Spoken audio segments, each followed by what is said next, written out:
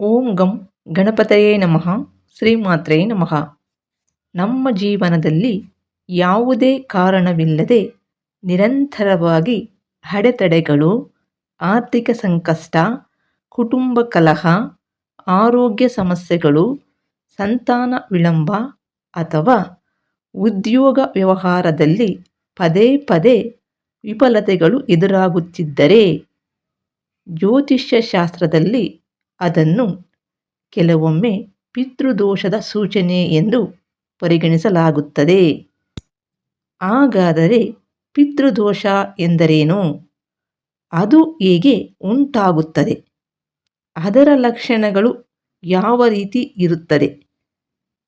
ಆಷಾಢ ಅಮಾವಾಸ್ಯೆಯಂದು ಯಾವ ಪೂಜೆ, ತರ್ಪಣ, ದಾನ ಮತ್ತು ಪರಿಹಾರಗಳನ್ನು ಮಾಡಿದರೆ ಪಿತೃದೇವತೆಗಳ ಅನುಗ್ರಹ ಅನ್ನೋದು ದೊರೆಯುತ್ತದೆ ಎಂಬುದನ್ನು ಈ ವಿಡಿಯೋದಲ್ಲಿ ಶಾಸ್ತ್ರೋಕ್ತವಾಗಿ ತಿಳಿದುಕೊಳ್ಳೋಣ.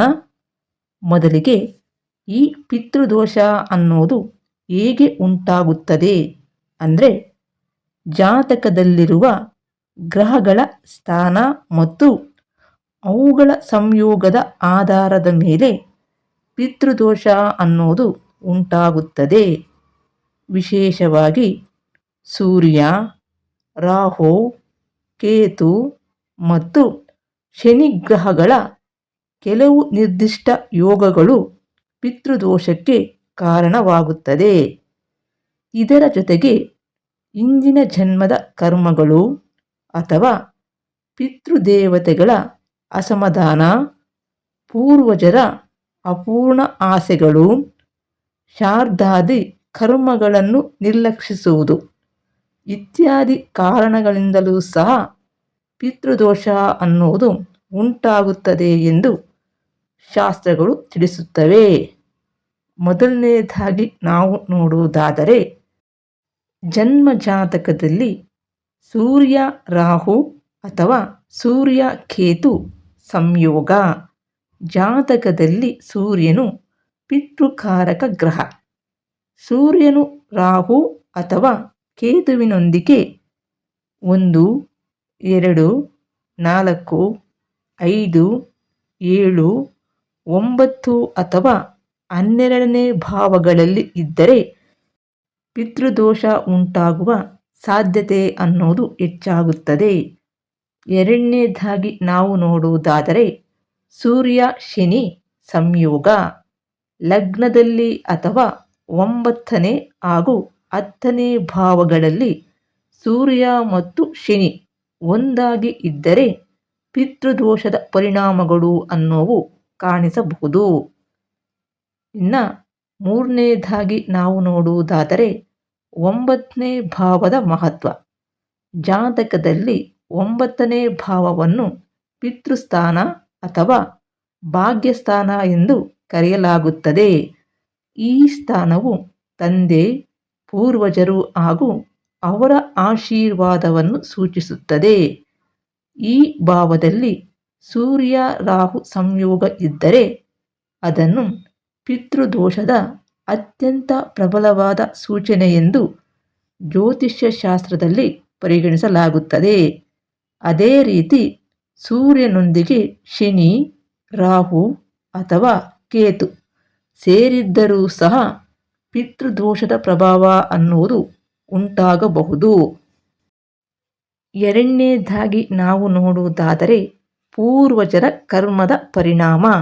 ಅಂದರೆ ನಮ್ಮ ತಾತ, ಮುತ್ತಾತ ಅಥವಾ ಪೂರ್ವಜರು ತಮ್ಮ ಜೀವನದಲ್ಲಿ ಯಾರಿಗಾದರೂ ಅನ್ಯಾಯ ಮಾಡಿದ್ದರೆ, ಇಲ್ಲವೇ ನೋವನ್ನು ಉಂಟು ಮಾಡಿದ್ದರೆ ಅಥವಾ ಗಂಭೀರವಾದಂತಹ ಪಾಪಕರ್ಮಗಳನ್ನು ಮಾಡಿದ್ದರೆ ಅದರ ಕರ್ಮಫಲವು ಮುಂದಿನ ತಲೆಮಾರುಗಳ ಮೇಲೆ ಪರಿಣಾಮ ಬೀರುತ್ತದೆ ಎಂದು ನಂಬಲಾಗಿದೆ.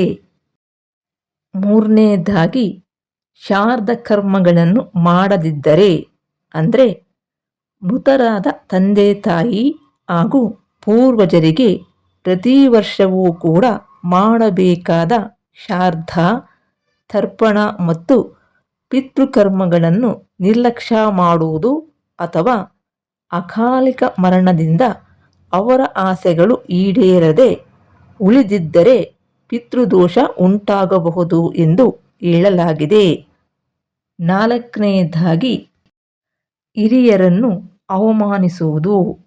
ಜೀವಂತವಾಗಿರುವ ತಂದೆ ತಾಯಿ ಹಾಗೂ ವೃದ್ಧರನ್ನು ಗೌರವಿಸದೇ ಇರುವುದು, ಅವರ ಸೇವೆ ಮಾಡದಿರುವುದು, ಅವರನ್ನು ನಿರ್ಲಕ್ಷಿಸುವುದು ಅಥವಾ ಅನಾಥರನ್ನಾಗಿ ಬಿಡುವುದರಿಂದಲೂ ಸಹ ಪಿತೃದೋಷ ಉಂಟಾಗುತ್ತದೆ ಎಂದು ಶಾಸ್ತ್ರಗಳು ಹೇಳುತ್ತವೆ. ಈಗ ನಾವು ಪಿತೃದೋಷ ನಿವಾರಣೆಗೆ ಆಷಾಢ ಅಮಾವಾಸ್ಯೆಯಂದು ಮಾಡಬೇಕಾದ ಪರಿಹಾರಗಳು ಏನು ಅಂತ ಒಂದೊಂದಾಗಿ ತಿಳಿಯೋಣ. ಅದರಲ್ಲಿ ಮುಖ್ಯವಾಗಿ ಪಿತೃತರ್ಪಣ ಮತ್ತು ಶ್ರಾದ್ದ. ಇದನ್ನು ಬೆಳಗ್ಗೆ ಬೇಗ ಎದ್ದು ಸ್ನಾನ ಮಾಡಿ ಮೃತರಾದ ನಿಮ್ಮ ಪೂರ್ವಜರ ಆತ್ಮಶಾಂತಿಗಾಗಿ ಎಳ್ಳು ಬೆರೆಸಿದ ನೀರಿನಿಂದ ತರ್ಪಣ ಮಾಡಬೇಕು. 2ನೇದಾಗಿ ನದಿ ಸ್ನಾನ ಮತ್ತು ದಾನ. ಅಂದರೆ ಸಾಧ್ಯವಾದರೆ ಪವಿತ್ರವಾದ ನದಿಯಲ್ಲಿ ಸ್ನಾನ ಮಾಡುವುದು ಉತ್ತಮ. ಅದು ಸಾಧ್ಯವಾಗದಿದ್ದರೆ ಮನೆಯಲ್ಲಿಯೇ ಸ್ನಾನದ ನೀರಿಗೆ ಗಂಗಾ ಜಲವನ್ನು ಸೇರಿಸಿ ಸ್ನಾನ ಮಾಡಬಹುದು. ನಂತರ ಬಡವರಿಗೆ ಅಥವಾ ಯೋಗ್ಯರಿಗೆ ಅನ್ನದಾನ, ವಸ್ತ್ರದಾನ ಮಾಡುವುದು ಅತ್ಯಂತ ಪುಣ್ಯಕರ. ಅದರಲ್ಲಿ 3ನೇದಾಗಿ ಅರಳಿ ಮರದ ಪೂಜೆ. ಅಂದರೆ ಅಮಾವಾಸ್ಯೆಯಂದು ಅರಳಿ ಅಥವಾ ಅಶ್ವತ್ಥವೃಕ್ಷ ಅಥವಾ ಪೀಪಲ್ ಮರ ಅಂತಲೂ ಸಹ ಕರೆಯುತ್ತಾರೆ. ಈ ಮರದ ಸುತ್ತ ಪ್ರದಕ್ಷಿಣೆ ಹಾಕಿ ನೀರನ್ನು ಅರ್ಪಿಸಿ ದೀಪ ಹಚ್ಚಿ ಪೂಜೆ ಮಾಡಿದರೆ ಶನಿ ದೋಷ ಹಾಗೂ ಪಿತೃದೋಷ ಅನ್ನೋದು ನಿವಾರಣೆಯಾಗುತ್ತದೆ ಎಂದು ನಂಬಲಾಗಿದೆ. ಇನ್ನು ಆಷಾಢ ಮಾಸದಲ್ಲಿ ವಿಶೇಷವಾಗಿ ಅಮಾವಾಸ್ಯೆಯಂದು ಮಾಡಬಹುದಾದ ಪರಿಹಾರಗಳಲ್ಲಿ 4ನೇದಾಗಿ ದೈವಾರಾಧನೆ. ಈ ಆಷಾಢ ಅಮಾವಾಸ್ಯೆಯಂದು ಶ್ರೀ ಲಕ್ಷ್ಮೀನಾರಾಯಣ ಹಾಗೂ ಪರಶಿವರ ದೇವಸ್ಥಾನಗಳಿಗೆ ಭೇಟಿ ನೀಡಿ ವಿಶೇಷ ಪೂಜೆ ಸಲ್ಲಿಸುವುದು ಅತ್ಯಂತ ಶುಭಕರ. ಇನ್ನು ಈ ಪಿತೃದೋಷದಿಂದ ಉಂಟಾಗಬಹುದಾದ ಸಮಸ್ಯೆಗಳು ಏನು ಅಂತ ಒಂದೊಂದಾಗಿ ತಿಳಿಯೋಣ. ಮೊದಲನೆಯದಾಗಿ ಸಂತಾನ ಪ್ರಾಪ್ತಿಯಲ್ಲಿ ವಿಳಂಬ ಅಥವಾ ಅಡಚಣೆ. 2ನೇದಾಗಿ ಕುಟುಂಬದಲ್ಲಿ ಆಗಾಗ ಅನಾರೋಗ್ಯ, ಅಶಾಂತಿ ಹಾಗೂ ಕಲಹಗಳು. 3ನೇದಾಗಿ ಆರ್ಥಿಕ ಸಮಸ್ಯೆಗಳು. ಎಷ್ಟೇ ಶ್ರಮ ಪಟ್ಟರೂ ಹಣಕಾಸಿನ ಪ್ರಗತಿ ಕಾಣದಿರುವುದು. 4ನೇದಾಗಿ ಶಿಕ್ಷಣ, ಉದ್ಯೋಗ ಹಾಗೂ ವ್ಯಾಪಾರದಲ್ಲಿ ನಿರಂತರ ಅಡೆತಡೆಗಳು. ಪರಿಶ್ರಮಕ್ಕೆ ತಕ್ಕ ಫಲ ಅನ್ನೋದು ಸಿಗದಿರುವುದು.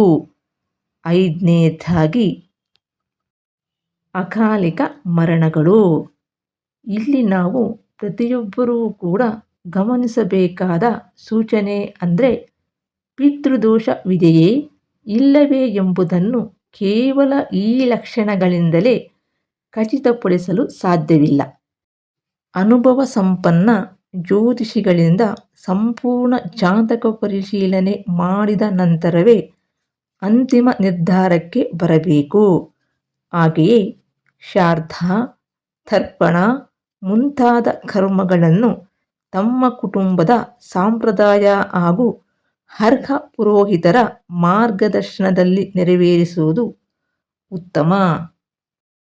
ಸದ್ಯಕ್ಕೆ ಈ ವಿಡಿಯೋನ ಇಲ್ಲಿಗೆ ಮುಗಿಸಿ ಮತ್ತೊಂದು ವಿಶೇಷವಾದ ಮಾಹಿತಿಯೊಂದಿಗೆ ಇನ್ನೊಂದು ವಿಡಿಯೋದಲ್ಲಿ ಮತ್ತೆ ನೋಡೋಣ. ನಮಸ್ಕಾರ.